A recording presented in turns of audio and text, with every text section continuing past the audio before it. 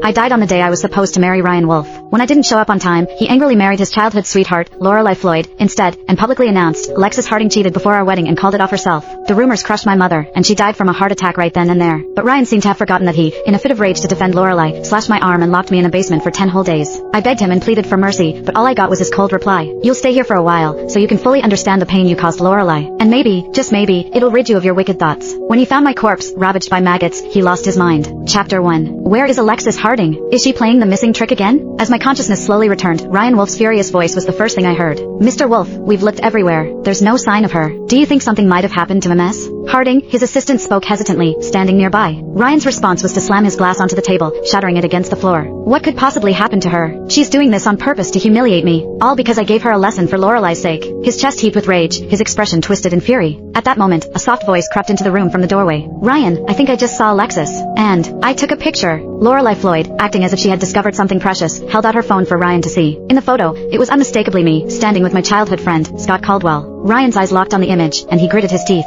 How dare she betray me? She even skipped our wedding to mess around with some other guy? She's really something. As I looked at the pure hatred on his face, my heart had already gone numb. He was always like this. He believed every word Lorelai said but never trusted me. I knew he wished I were dead right now, but the truth was, he'd already gotten his wish. In the cold, suffocating basement, I was tied to a pillar. My claustrophobia made me tremble uncontrollably as I begged for mercy. Ryan, please. I'm sorry. I shouldn't have hurt Lorelai. I was wrong. But he only stared at me with cold, mocking eyes. Alexis, you nearly killed Lorelai, and now you're pretending to be the victim? Fear choked me, and I could barely string a sentence together. No, I didn't. He seemed bored of my stammering. He wrapped duct tape tightly around my mouth, silencing me. Then, as I looked at him with desperate eyes, he took a knife and slashed my arm 3 times. You broke Lorelai's arm, so I'm cutting you 3 times. It won't kill you, but it's the price you'll pay for your cruelty. Those were the last words he spoke to me before he slammed the basement door shut. I had always known Ryan was cold, but I never imagined he could be so heartless. The sharp pain in my arm was immediate. I could feel the blood slowly oozing from the wounds, dripping to the floor. But Ryan didn't know one crucial thing. Since birth, I'd suffered from a blood clotting disorder. Those 3 cuts were more than enough to kill me. The basement was pitch black, with no sliver of light, and the endless darkness swallowed me whole. It felt as though 1,000 sharp blades were cutting through my heart with every breath I took, and the pain became unbearable. The sound of my muffled cries echoed in the cold, empty room. I didn't know how much time had passed before I finally closed my eyes, welcoming the release from this torment. Ryan, what do we do now? There are so many guests outside. Lorelai blinked her large, innocent eyes, looking every bit the pure angel she pretended to be. It's all my fault.